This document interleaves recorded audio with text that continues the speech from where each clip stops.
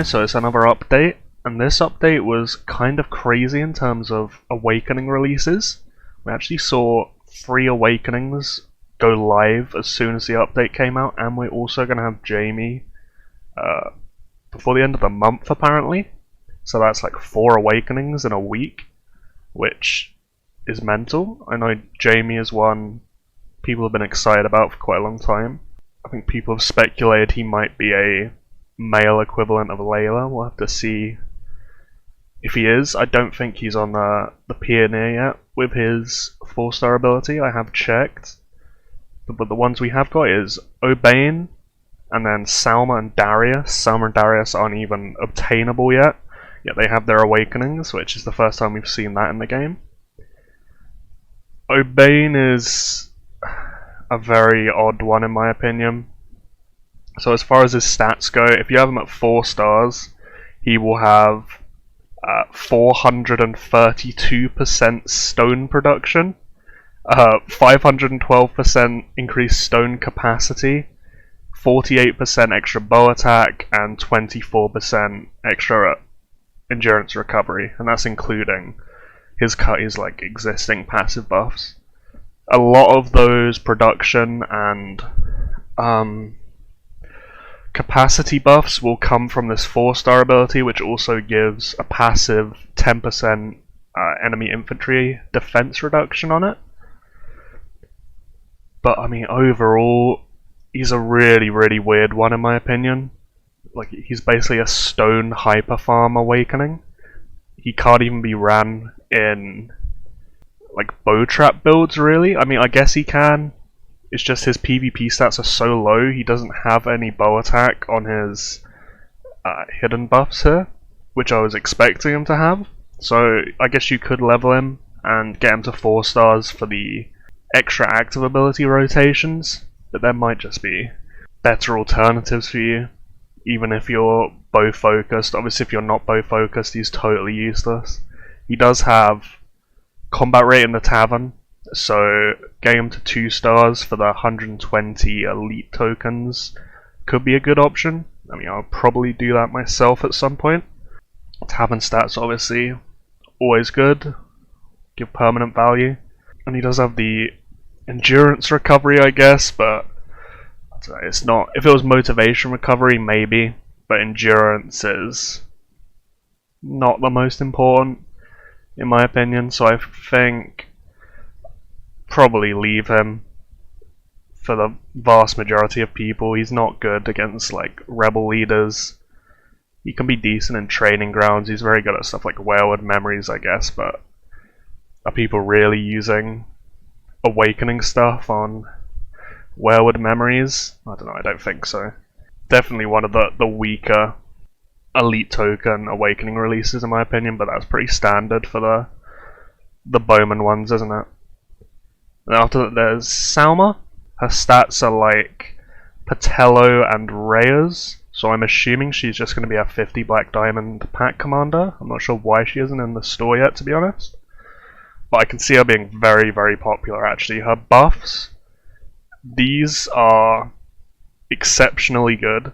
These 40% attacks will go above 90, and quite a meta like rally tank build is running low infantry on the front and then like super juicing your cav and spear attack.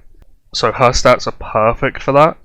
Plus she's cav, so her active abilities will counter imp fronts, which are the most popular fronts at the moment.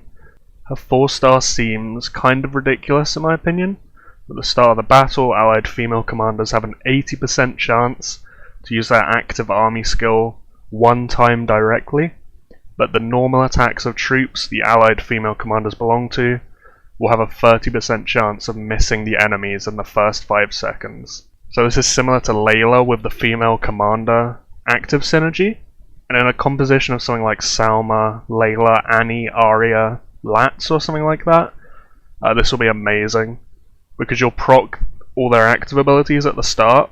I assume it includes herself as well, and then Layla will potentially re-proc all the actives off the active castings themselves. So 4-star commanders will use their actives 4 times in every fight, So if you have 5 of them, that will be 20 active castings in total. And this 4-star here will take that 20 castings to 24 with the 80% there. Because obviously 100% would be 5, so 80% would be an extra 4. So 24 compared to 20, that is a 20% increase to commander abilities being cast in the fight if you have that composition, which is massive. It has this negative side effect to it, but I do wonder if it's a bit like Segs, because the thing with Segs 4-star is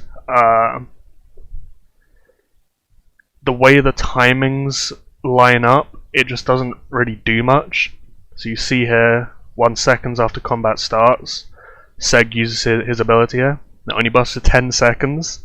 Then if you actually look at the report, like here his bows are hitting me as I'm hitting his wall. My infantry are hitting his wall. And then his bows are still hitting me. And then it's 6 seconds when the fighting actually starts. But that's 5 seconds into the fight, so that's 5 seconds gone, and therefore Salma won't have any downside in that case if this reads correctly. So to me it just seems totally risk-free. I mean, maybe you'll miss a little bit on something like a castle siege because there aren't walls there and the fighting starts a little bit earlier, but still overall this 4-star seems very, very strong to me. And then we have Darius, who is a new one. He's slightly different, he's quite interesting. So here is a new dynamic in the game. He has event-specific buffs, where these buffs will only take effect in Glorious Battle. They won't do anything outside of the event, and he has no PvP buffs attached to him whatsoever, except from these casualty rate changes inside Glorious Battle. So the key to these is that they are passives, which means he doesn't have to be in the march itself for these to take effect. I didn't realize that at first myself, and I thought he was awful, but that does make him slightly better. The fact you can run your normal formations and still get these buffs is very good. Like, this is a Legion damage dragon skill, and I'm pretty sure it will stack with the Legion damage dragon skill, which can really increase the kills you get. I think we're going to have to see how easy it is to get him, and also what we'd have to be giving up to get him, because on Pioneer you got him through the wheel, but you could also get stuff like royal badges on a different wheel you could select, and that would help you outside of the event too, obviously. So I think we're going to have to see how he's distributed until we know how good he is realistically. His 4-star, again, is totally event specific, except maybe this total health increase.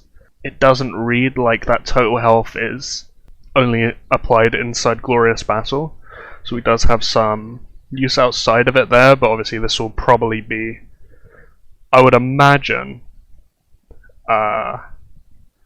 600 epic tokens. I assume he's not elite.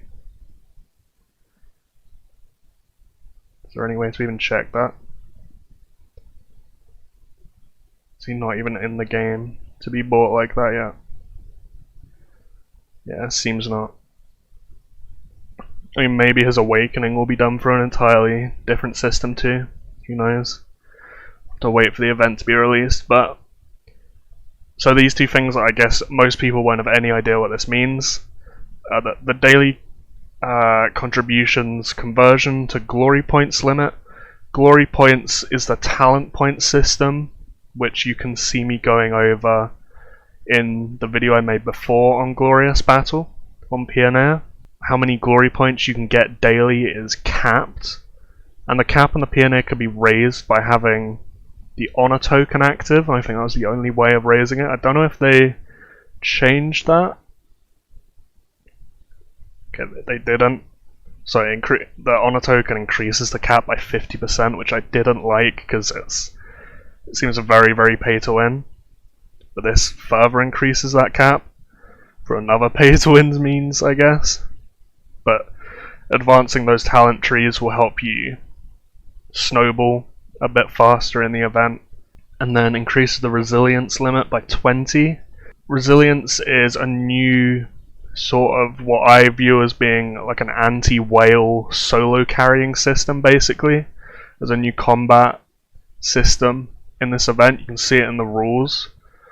So you can see under military positions, offensive, defensive, and logistics all have different resilience limits. And then resilience is explained here. And it says endurance and resilience like interchangeably. They are the same thing, I'm pretty sure. They've just used different words alternating throughout, which is very confusing.